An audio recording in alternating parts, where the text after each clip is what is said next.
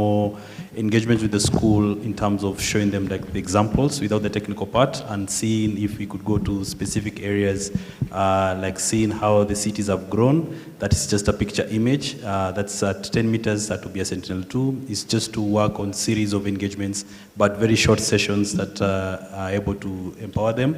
Then the other part is the issue of the subjects. I think it's more math, generic, and geography, an interest. But there's always an interest in someone when you actually see what the platform can do for you. You'll actually be amazed, and this could be your potential area, and possibly you could be the first Kenyan astronaut. There's a big opportunity since once you start small, you can actually go very far. Thank you. Thank you, Dr. Mobe. And one of the other things that we insist, or we try to insist, is also, if you notice, our acronym is GeoSTEM, because we see geography playing an important role in the conversations, especially for the young people. So the next question goes to Dr. Pamela. And the question goes, what are the biggest barriers hindering the development of skilled workforce in Earth observation applications in developing countries like Kenya? Would you say, amongst others, are we doing the right thing in terms of STEM education? Is it that we do not have good specialized training? What would you say is hindering the development of Earth observation? Thank you very much, Charles, for that question. I would say it's a combination of all of them. So, when we look at basic education, even with the current CBC, the competence-based learning, one of the things that is glaringly lacking is, lack of resources. You need equipment, you need laboratories to be able to deliver quality STEM education. And when you look at Kenya, majority of our students are found in the rural areas. Now, these rural areas are having major challenges accessing, even basic equipment that are needed to deliver quality education in STEM. And again, when you look at the disparities between the rural and urban schools, you find, again, a huge lack of resources. So that's one. Then when you go up, you look at, there's a lack of, institutions, sufficient institutions that are offering, Earth observation, specialized kind of training. And the few that offer that kind of training have a marked lack of equipment, of resources that are, cutting edge resources. If you compare what we offer here with the kind of resources that are there, for instance, in the developed world, you see a big difference. And therefore, that's another area that could be strengthened to be able to offer good quality education in STEM. And I want to add another one in terms of, lack of data infrastructure, infrastructure that is required for giving proper education in Earth observation. For instance, processing platforms, access to Earth observation archives. These are all necessary for the ability to deliver quality education in Earth observation. So I think all these three areas could be looked into and addressed so that then we are able, as developing countries, as Kenya, to be able to offer quality education in STEM and in Earth observation. Thank you. Thank you, Dr. Pamela. And I like the indication that there are challenges in terms of infrastructure. And again, given the other presentation that you had, Dr. Mobea presenting on the Digital Earth Africa, which is one of those platforms. And I think we need more of those. And the next question then goes to Meshach. Given that he sits on a very important institution, the African Union Commission, and maybe for the sake of the students, you can start by telling us what the African Union in very brief terms.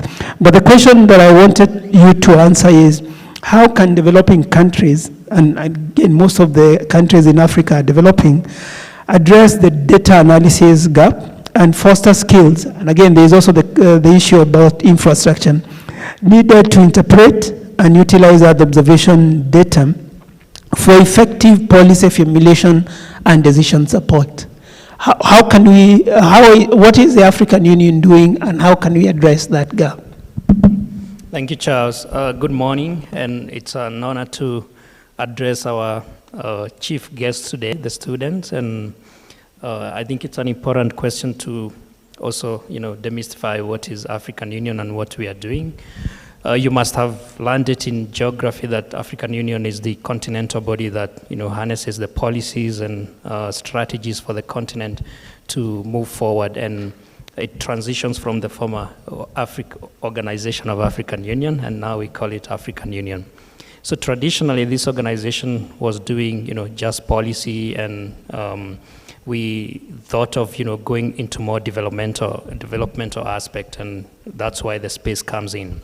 So we have a long-term strategy that goes until 2063 that was formulated from 2013 with a vision of 50 years. And among the flagship projects is the African Space Program. Now, the African Space Program is about exploiting and harnessing all the benefits of space, and we are doing 4 main domains. Earth observation, which is the core of this subject, and then we have satellite communication. It has been talked in the morning. We have navigation and positioning. When you use your Google map, you can navigate using, what you're using is actually satellites in the background, and astronomy and space sciences when you talk of astrophysics and so on. So under the Earth observation aspect, we have a project that we call Global Monitoring for Environment and Security in Africa, which Charles mentioned. And this is a collaboration between African Union and European Union, basically harnessing a fleet of satellites that they have in space called the Sentinel, and appropriating that information for our decision-making support system, including other open data and open tools. Decision-making process is the main core of Earth observation. You just use the satellite as the backbone, but then the information you acquire, you are able to translate that and process through what Dr. Kenneth was showing you and demonstrating here this morning, to come up with insights and information that can allow you to make a decision, whether you want to take a policy or a change and effect that change within your decision making. And decision makers here include, the governments and yourself as individual. You want to see if there is too much traffic and you're navigating on your map and you see some flooding alerts coming to your phone, it means that you don't want to go. And that is the decision making at your own individual level. At the government level, it's whether you want to effect some policy and change something that will better the livelihood of the communities. Now, in decision-making support system, it relies on the insight of Earth observation, and I like to dwell on the skill gap that exists within this context. What I can say is that the data analysis and which requires a lot of technical resource. By the way, it's not too much technical with the current technologies that exist. You're having integration of different technologies that allow you to process the information from that data. But there's still a lack of technical capacities in the sector of Earth observation, which needs to be filled up, and this is one of the barriers. It doesn't mean that we don't have that resource, but what are the issues here? We are talking about the tool chains that are used for the processes. Technologies are changing every day, not every day, but every time, and you need to update your knowledge as you go by.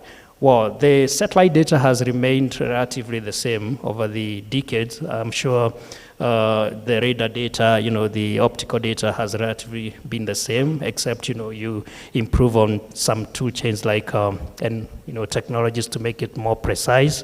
But, the processes need to be improved because you're having emerging technologies and data is from all the sectors that you can imagine. So if you're able to infuse both the in situ information and map that with the, overlay that with the satellite information that you have, then you can begin to see the trends and you can begin to see some, insights that will inform you about your decision making. But I would also like to highlight, Because when it comes to making decision, it's about the communication. The developing countries have acquired a lot of capacity over the recent, I would say the past decade in terms of analyzing the data. There are gaps, yes, but those gaps are closing quickly. But when it comes to EU communication, I think that's where we are failing in terms of supporting the decision making. You have so many institutions that work on the same data set and produce different results. And when they present this to the decision makers, it doesn't look, trustable, or you cannot trust that kind of data or information.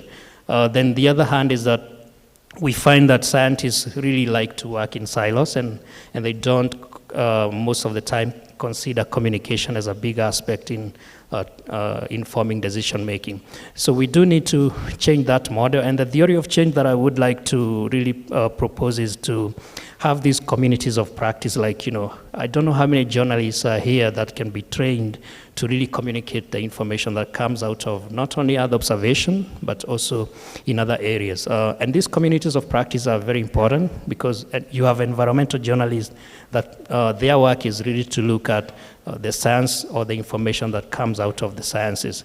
And this came out vividly during the COVID. You had journalists who are using different tools to communicate different trends of the COVID, and we saw them using GIS and remote sensing architecture. So it's important to consider now that Earth observation is getting out of these silos of the science community and involve other disciplines, and also lastly to consider different technologies, machine learning and AI, because you're talking of big data, and that needs to be infused in different ways to come up with different insights for decision making. Thank you, Meshach. And you bring very interesting perspectives, and again, this could also be useful information for the students, that it is not all about science. It is also about how you're able to communicate. Whether you become a journalist, it doesn't necessarily mean even when we say we want people to do STEM, it means that there are other disciplines that support that, and we are saying that those are opportunities as well. But now transitioning to Dr. Collins, and I also wanted to, as you begin your question, you also address that because you are a scientist, and one of the issues that Meshach was mentioned is the issue of silos. How do we collaborate better, both south-south, both north and south, given that you role at the Institutional Surveyors of Kenya and also the hat that you wear as a lecturer at the university? Have you seen that happen? Is there more that we could do? I know you're also involved in the national data spatial infrastructure. What are the opportunities? What are we doing differently, and what do we need to do differently? Thank you, Charles. First of all, I wish to thank the organizers of this conference to have students in this event. It is very good, and I'm sure we are communicating. I think they're seeing the benefits of Earth observation data.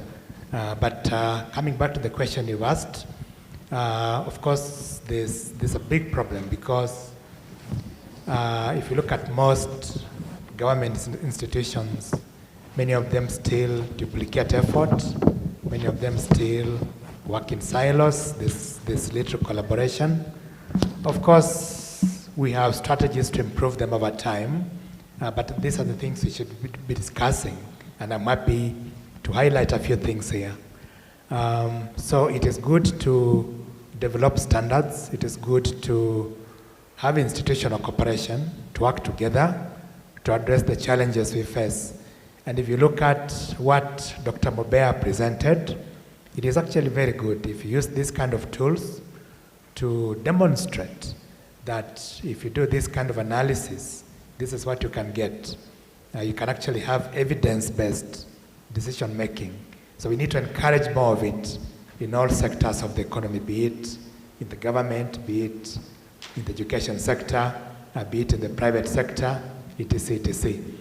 And at the Institution of Surveyors of Kenya, we have a chapter specifically targeting these kind of things, the Geospatial Information Management Surveyors chapter, of which I happen to be the chair. So I also take this chance to encourage those of us, you need to grow professionally. You know, if you grow professionally, you also get to network with the international bodies like FIG, like ISPRS, and many, many such organizations, and you learn more. You attend these kind of conferences at the international level, and you're actually able to better your knowledge. So I encourage you to join it. But on the issue of capacity building, because I'm also at the University of Nairobi, we have a program on geospatial engineering, and we observe that there's a lot of interest in this kind of program these days. So we just want to encourage the students here to participate, or rather to take interest in space sciences, because all that you need is a good mathematics background, a good background in physics and other sciences, and you're able to be successful in this program. And of course, communication, as you're saying, because what we are saying is that we do a lot of analysis, we do a lot of research, but how do we communicate it effectively? Are we able to convince the policymakers that with this kind of analysis we can get better decisions, or we can solve societal problems? Charles, that's what I can say for now, but we can take more questions later. Thank you, Dr. Monge. Now there is one term that has been mentioned, and I wanted to hear from, or to see from the students. Do you know what geospatial engineering is? By a show of hands. Who knows what geospatial engineering is? For the students. Anyone? So, no idea. So the challenge that I want to pose to you, because you are in the geospatial community, tag along any one of the members around here and let them explain what geospatial technology is. Because essentially, the reason why we also invited you is to also give you an opportunity to know of careers that you would evolve into. Now, moving on to one of our eminent space personalities within the continent. If you can take time also for the sake of the students, because of your journey having been in space from the beginning, if you can paint that picture for them. And then also as you paint that picture of where you were in the 1992, because different students here could be at that particular level. And also as you also address how the private sector can be involved in supporting your capacity building, because you come from the private sector, whether it is by mentorship. I know you were involved, partly the university program evolved into private companies. Can you talk to that and begin from the beginning? We will give you a few more minutes.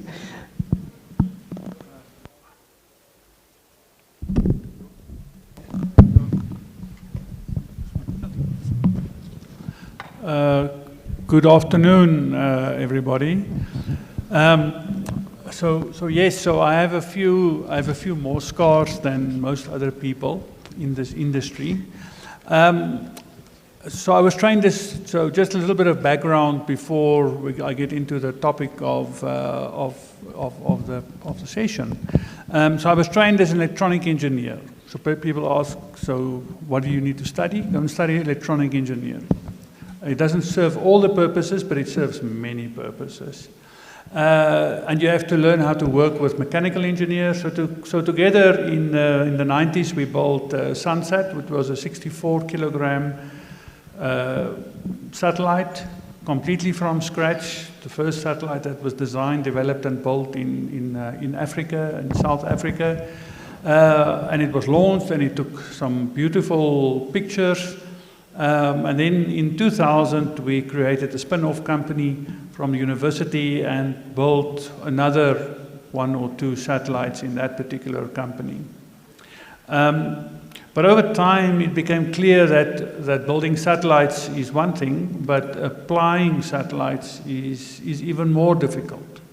So we changed gears and we started a company called SES SES Space, or SES Holdings, if you like. And SES is focused on how do you make use of satellites? How do you apply the capability and the capacity of your own satellite? Because if you don't do that, your industry doesn't grow. And if your industry doesn't grow, you don't have places for internships and training programs and things like that. Because at the end of the day, the satellite data must be used, and then only then does things start happening in the economy.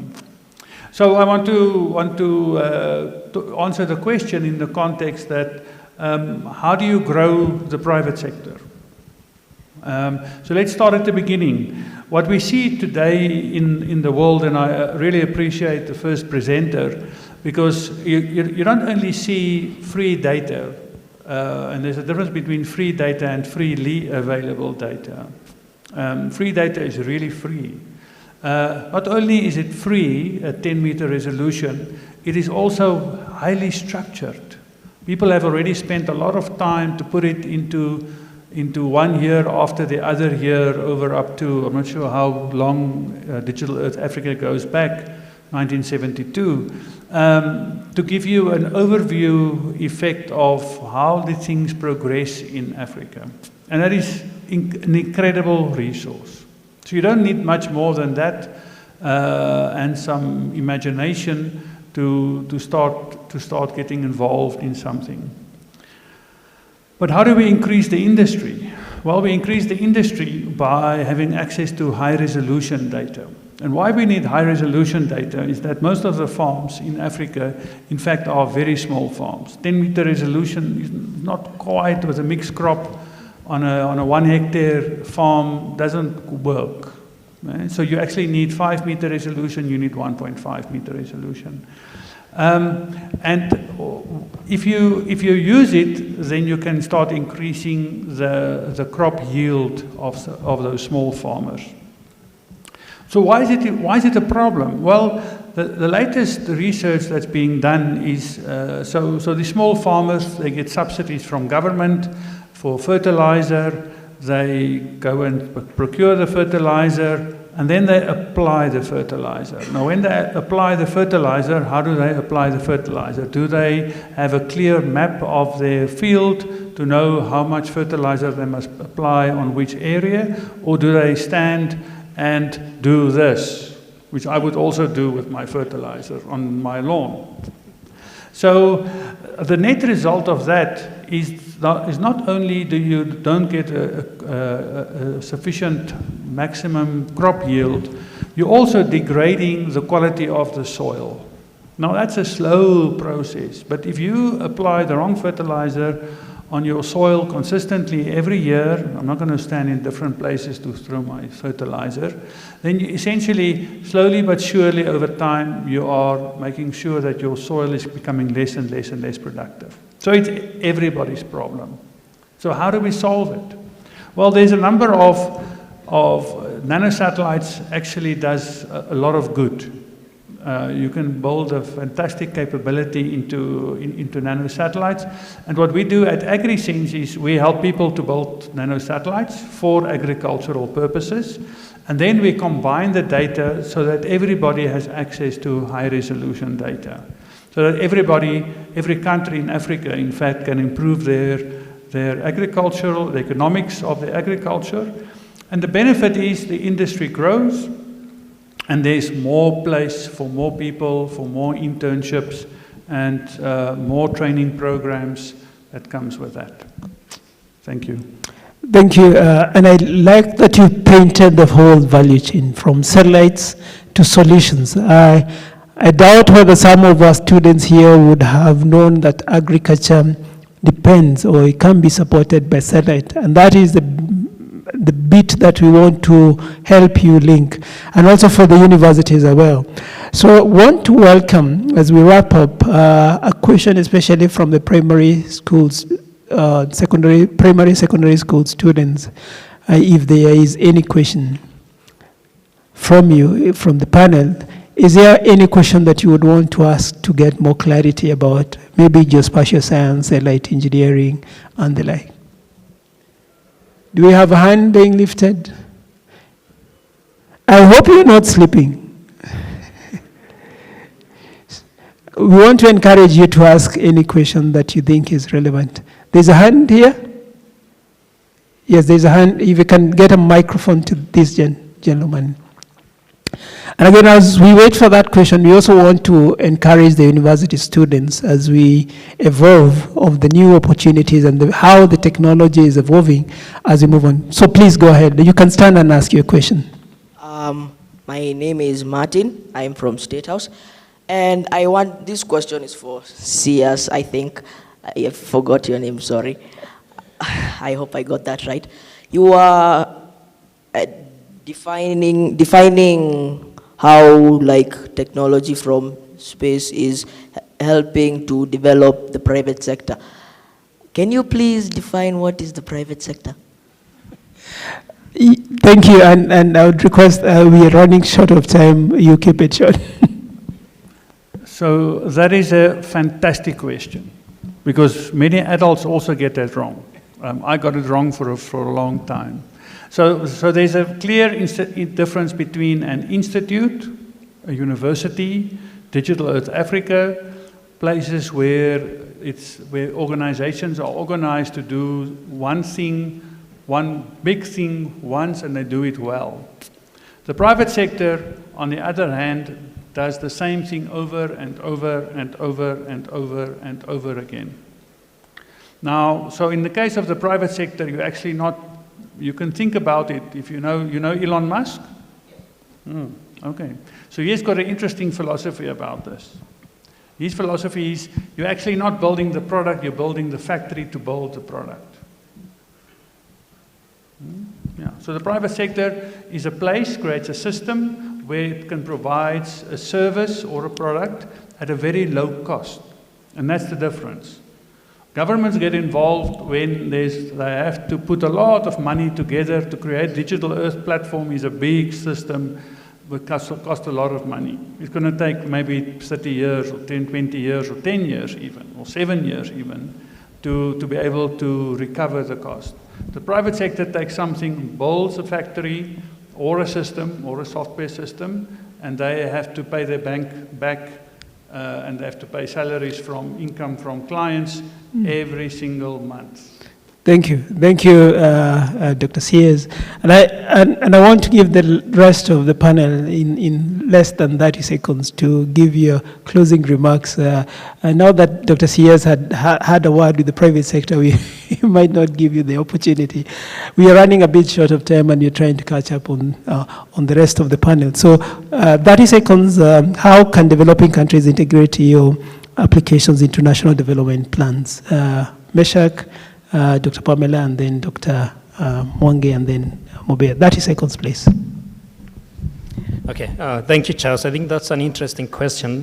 First of all, there's the triple helix, to break it down, it's like a triangular relationship between the private sector, the academia, which is, your institution of learning, and the private sector, the institution of learning, and the public sector, which needs to be cultivated.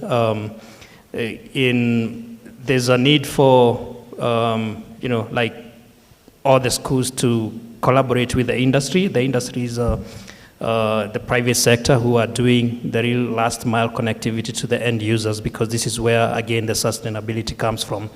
And the public sector to be an enabler. So I see here, Kenya Space Agency is a very good model, because you're bringing, the industry, the private sector, you're working with institutions of learning, which is the universities and other schools, and you build that model of collaboration. Then you build trust with the public institutions that make decisions, like the ministries, so that when the products are validated, you can be able to infuse that within their system. Thank you. The triple helix, Dr. Pamela, and keep it short. Thank you very much. As lecturers, we don't know how to keep it short, but anyway. I say that policy formulation in terms of taking into account Earth observation data, of which we have plenty, and using it in policy formulation. I think at this point, we really need to take into account all the data that we have, how is this being used? We are producing a lot of Earth observation data, some of which is being created daily. But is this, trickling down to the ground, to the communities, and how is it improving the lives of the ordinary citizen? And number two, just to add that in terms of synergies need to be created across the different bodies, so that, there's collaboration, there's lack of duplicity of data, and therefore reducing costs, and, also enhanced capacity by bodies like the Kenya Space Agency would really come in handy in improving national policy formulation. Thank you, Dr. Pamela. Dr. Collins.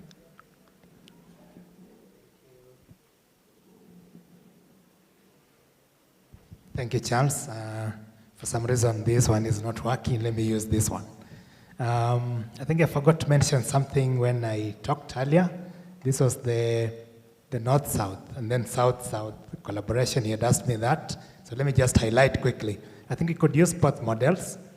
In terms of North-South, we could use it like to enhance technical capacity, enhance maybe our knowledge, learning from each other. And then, of course, from South to South, we could use it like to bridge the gap. Because what we know is that sometimes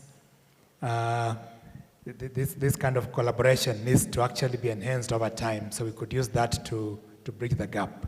But just in summary, I think I want to tell the students, don't worry about these things which may look complicated. You could start very basic things like HTML, very basic things, and then you can build over time and you get these very good maps that Dr. Mubea was presenting. Thank you. Thank you, Dr. Mwangi. Dr. Mubea. I think everything is an issue of time. The policies are there, and then we are at different ages. And for the young ones, I wish to show them the example that when I was small, I used to watch someone present on the weather forecast. It was called Francis Kuwata. So this guy used to move the clouds from this side, saying Mombasa is raining, and this side is moving. And now we can actually show now a digital presentation of the weather forecast every day, and now even on your phone. And very soon we are providing that information to the farmers on the ground in form of an SMS. Leo iko mvua, kesho hakuna mvua. Vuna, usivune. So making it very easy to that last mile, from space to village, and we leave no one behind. Thank you. Thank you, sir. Let's give them a round of applause. And for the students as well, as we give them, you've had difficult terms.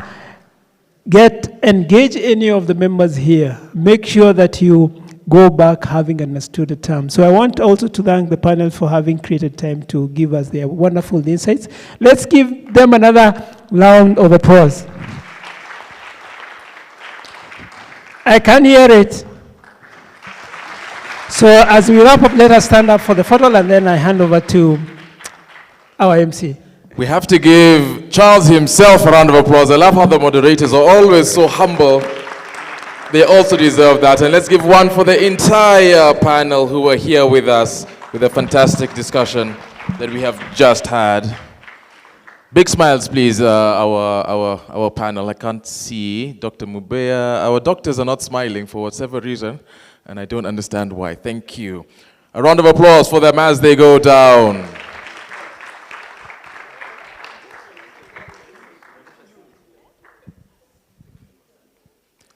All right, fantastic, fantastic, fantastic. We have one final session. Thank you so much. A round of applause for them again as they go down. Louder, louder, louder, louder. And as they stay up as well. Thank you so much. So, ladies and gentlemen, we want to get started with our final session for the day, and I'm just going to kindly ask us to do one quick activity. If we can all stand up, please. If we can all stand up very quickly. If we can all stand up. Fantastic. Let's all stand up. Now, if there is a seat that is empty in front of you, I kindly ask that we walk into it.